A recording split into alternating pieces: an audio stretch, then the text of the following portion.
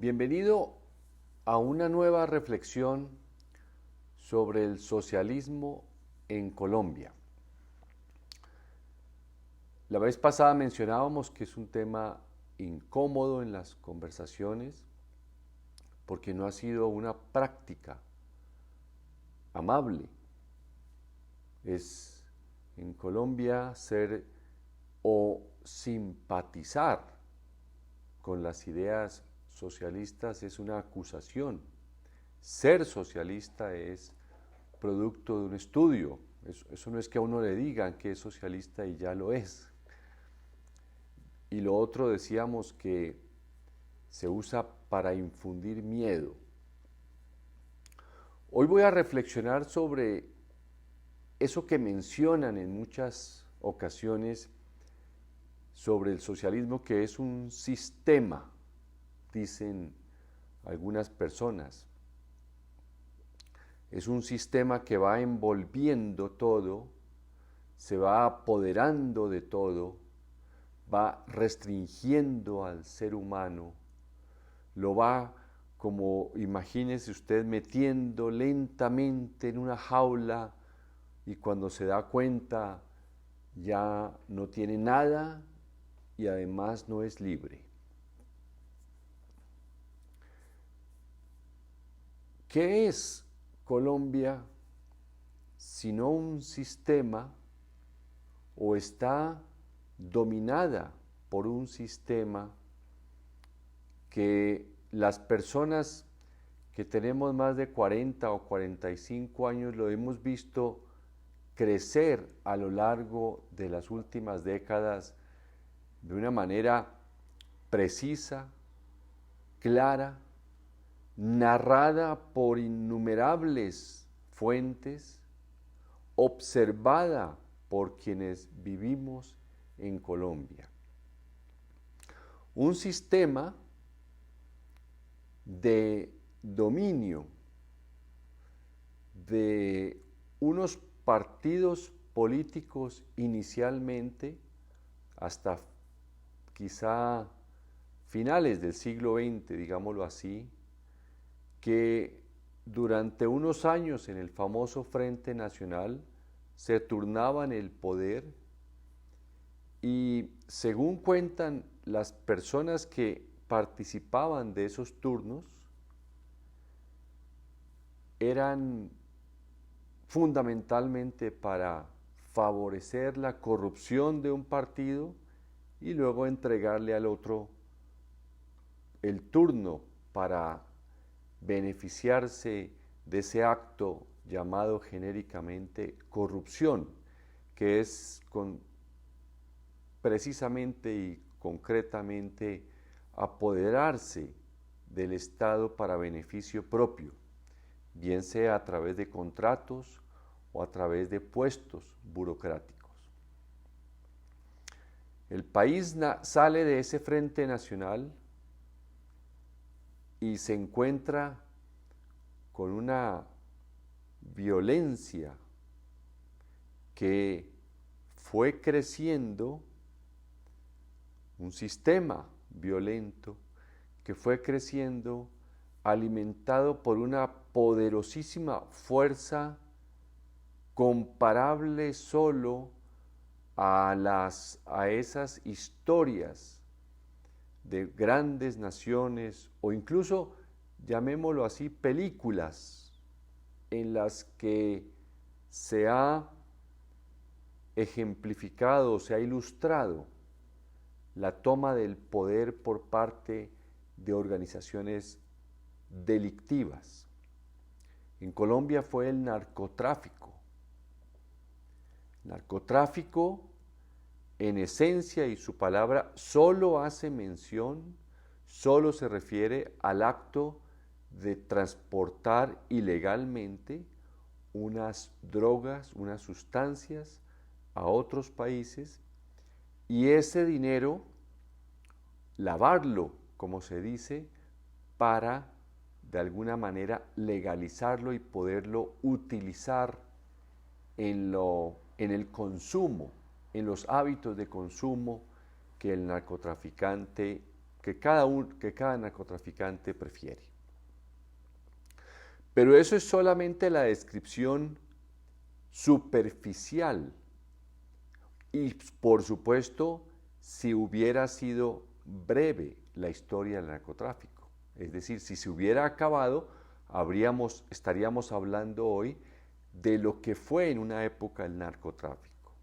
Pero el narcotráfico alimentó un sistema político ya muy corrupto por las acciones de los líderes de los partidos y de otros movimientos. Alimentó, digo, el narcotráfico con su dinero. El dinero es un combustible, un medio de pago, un medio de pago que cuando se tiene en abundancia da poder. La moral del narcotraficante, la ética del narcotraficante como grupo impregnó al sistema político colombiano. Y en la medida en que las personas se rehusaban, rechazaban esa moral y esa ética del narcotráfico, que no tiene nada que ver con traficar drogas, es la ética del narcotraficante que con su dinero se apodera de las instituciones a través de el dinero con el que paga, soborna a las ramas del poder ejecutivo, legislativo y judicial. Eso hacen ellos. No es suficiente con disfrutar de esa cantidad de dinero. Además quieren poder y para eso tienen suficiente y abundante recursos para sobornar masivamente. Ese es un sistema que ellos crearon desde los años 80. Por supuesto, financian movimientos violentos que se encargan de asesinar a sus enemigos. Este siglo lo hemos visto como en ciertos momentos se ha recrudecido la violencia, que a veces ni nos lo explicamos porque solo quienes están dentro de ese sistema político nutrido por la moral del narcotráfico, que muchas veces, como el político anda en los límites de la legalidad y de la inmoralidad, porque él cree que hacer el bien o que las políticas a veces tienen que bordear ese límite de lo inmoral y lo ilegal, entonces son como afines. Son, diríamos, en muchas ocasiones tienen semejanzas mentales. Entonces han alimentado una violencia en muchos frentes. Los mismos grupos guerrilleros fueron absorbidos, algunos casos, algunos guerrilleros, fueron combatidos por movimientos financiados por narcotraficantes y en muchas ocasiones células inmensas de grupos guerrilleros se dedicaron al negocio del narcotráfico para inicialmente disfrutar de esos beneficios económicos y también tener poder en ciertas regiones. Fíjese usted que cuando se habla del socialismo, que es un sistema, no es el único sistema que se apodera de una nación. Nosotros estamos bajo un sistema que se armó en 40, 50 años. Eso es lento, es gradual. 50 años es suficiente tiempo para que hoy, precisamente, ya esas personas, esos líderes que en un comienzo eran políticos, después fueron financiados por narcotraficantes, después ellos a su vez con el dinero que recibían financiaban gobiernos, movimientos violentos para combatir a sus enemigos, y entre ellos hay peleas internas porque el sistema no es homogéneo. Dentro de él surgen muchos líderes que entre ellos pelean. Solamente tenemos el ejemplo grande de Pablo Escobar con el cartel de Medellín y los Rodríguez Orejuela con el cartel de Cali, pero esas luchas son continuas, constantes dentro del mismo sistema, pero todos impregnados de la moral y de la ética del narcotraficante, que ellos mismos incluso a veces se sienten autorizados para hablar de bienestar social, de justicia social.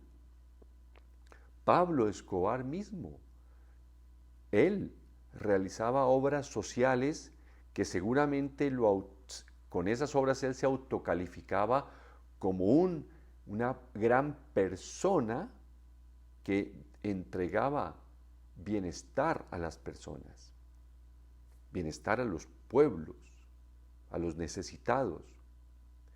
Esa es una moral, ese es un sistema. ¿Cuál es el enemigo más natural de ese sistema?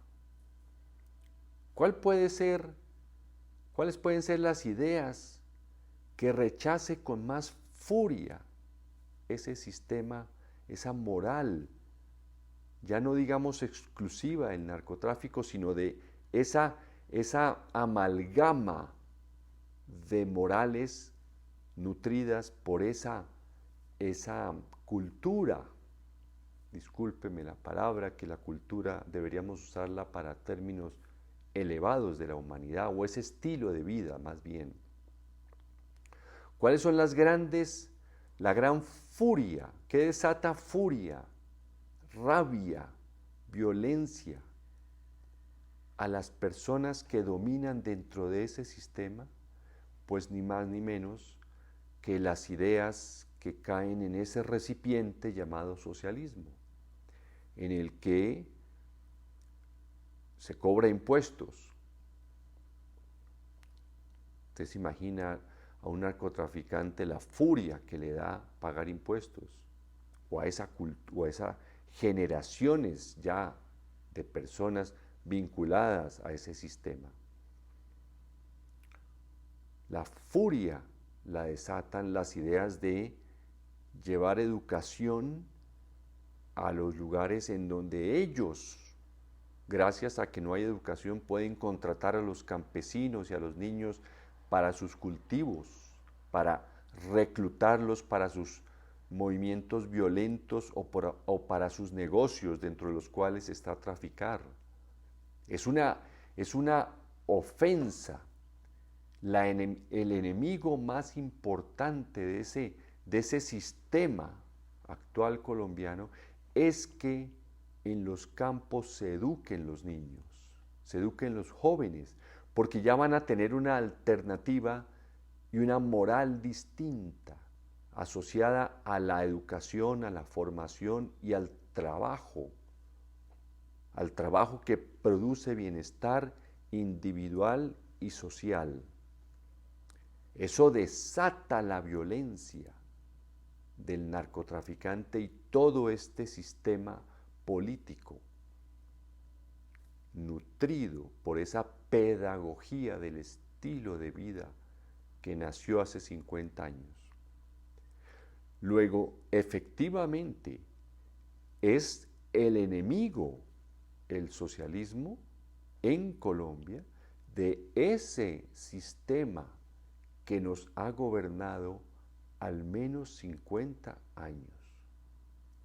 Luego, sí es importante que conversemos sobre el socialismo en Colombia, porque yo creo que muchas personas pensamos, creemos y deseamos que ese sistema que nació con el poder del narcotráfico derivado de su dinero pueda ser renovado, transformado a algo mucho mejor para todos.